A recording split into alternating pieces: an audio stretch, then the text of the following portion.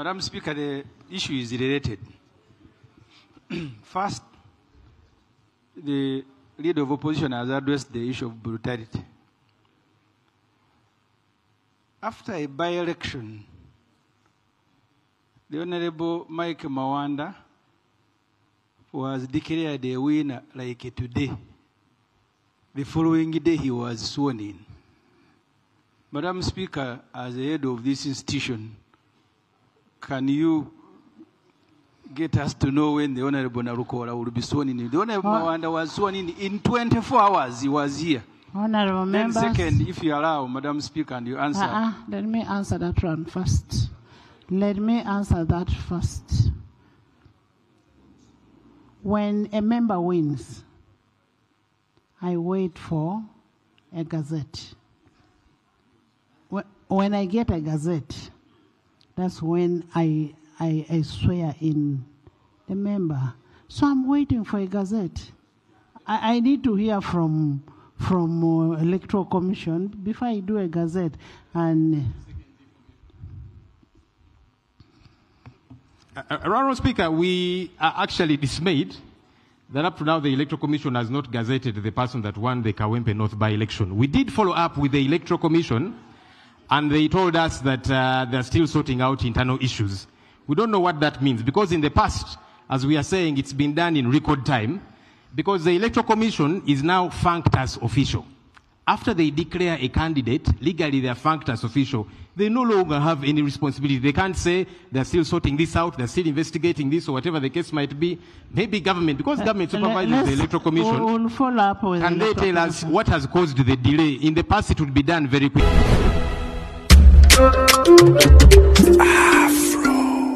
Yes, oli ku Yugi Update TV kusinzira okubanga otuuliza gwe omukwano gwange yenna ali eyo. Gwe nagambye agala okweyungako, agala okweyunga ku channel eno, kirira wansi waliwo ekigambo subscribe kikoneko, okoonene mukadde, temwerabirako na mukadde kubanga akadde ako mukwano gwange gakuyambako nnyo kuleetera notification message. Bwe wabanga aliwo information yonna gye tutaddeko. Ate buli wo subscribing obeera otufollowinze, kitegeeza buli kimu kye tunaateekako ojja kubanga okifuna gwe omukwano gwange. Leka okipingwe ng'oli updated ku buli kimu ekigenda mu maaso mu ggwanga gwali eyampuliriza. Abali mu Qatar, Oman, Dubai, Saudi Arabia, abali e Dubai, abali mu US, abali mu UK, abali e Canada, abali mu South Africa, nammwe abali mu Ndwani, Kenya, Nalekani, Menyani, nammwe abali mu Asia, matumiddeko nnyo, mwe bali kwekuumira ku Yugi Update TV, mwe mubeezezzaawo amayengo gano aga Yugi Update TV.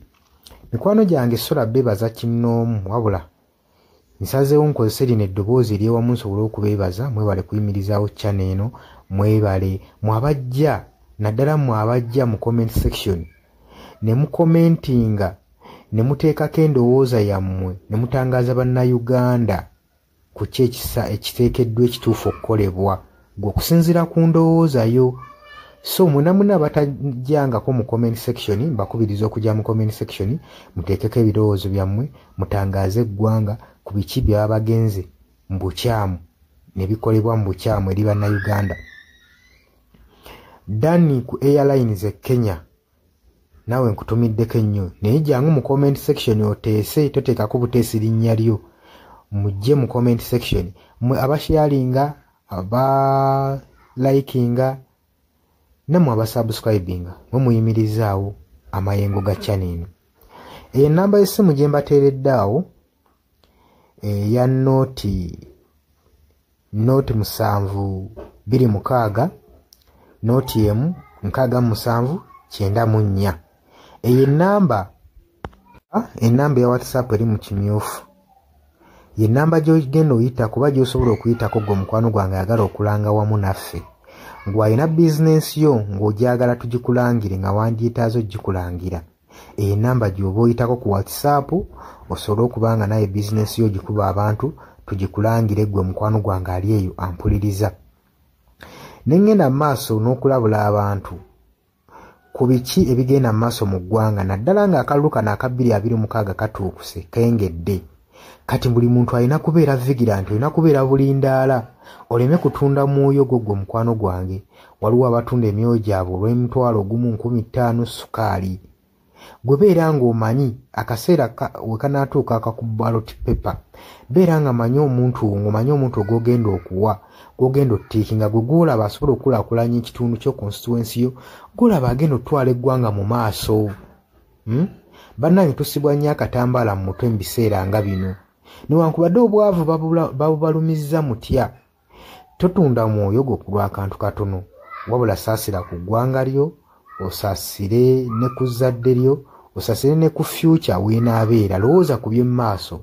Weewaawo abamu muyinza okulowooza ng'ebibatabakwatako nga tebikwatako, naye ensobi yonna yonna ekolebwa eiza relative wo, sengaawo, maamawo, kojjaawo, biyinza otutuuka ng'ekyo ekizibu gwe kyetooloddeko, ate olaba ebikwatirako biyinza otutuuka esa ne byetooloola ne bifundikira nga bikkutteko gwe mukwano gwange ali eyo. So kyenva nkubiriza baganda bange mwenna bali ku Yugi Update TV, ogenda maaso n'okusharinga information eno. Baganda baffe beebereremu, ate era baleme kutunda mwoyo gwa ggwanga, babeere nga batambulira ku mazima, nga bayimirira ku mazima, nga bayimirirawo ku lw'eggwanga lyaffe erijja mu maaso, ku lwa future y'abantu baffe n'eggwanga lyaffe mu maaso, kubanga buli muntu ekigenda mu maaso kati akiraba. Gwe atalaba kigenda mu maaso, nkakasa obeera muzibe. Ate era ne muzibe naye alina byawulira ebimukyemula omutima, kati n'amanya nti no mu ggwanga mulimu kino. So nkubiriza buli omu obeere lalabayi wa munno, osobole okuba nga oli kalabaalaba w'oyo ku biki ebigenda mu maaso. Obakubirize n'omubakubiriza. Waliwo abali mu byalo nga tebamanyi kigenda mu maaso, mubaagaliza osubscribinga ku mikutu gino bategere ebigenda mu maaso mu ggwanga lyaffe, wakati smartphone zajja gwe mukwano gwange ali eyo. Wabula mbaagaliza olunaku olulungi, mubale kwekumira ku Yugi Update TV, mubatana subscribinga mugere mu maaso n'okusubscribinga. Mbaagala nnyo era mweraba.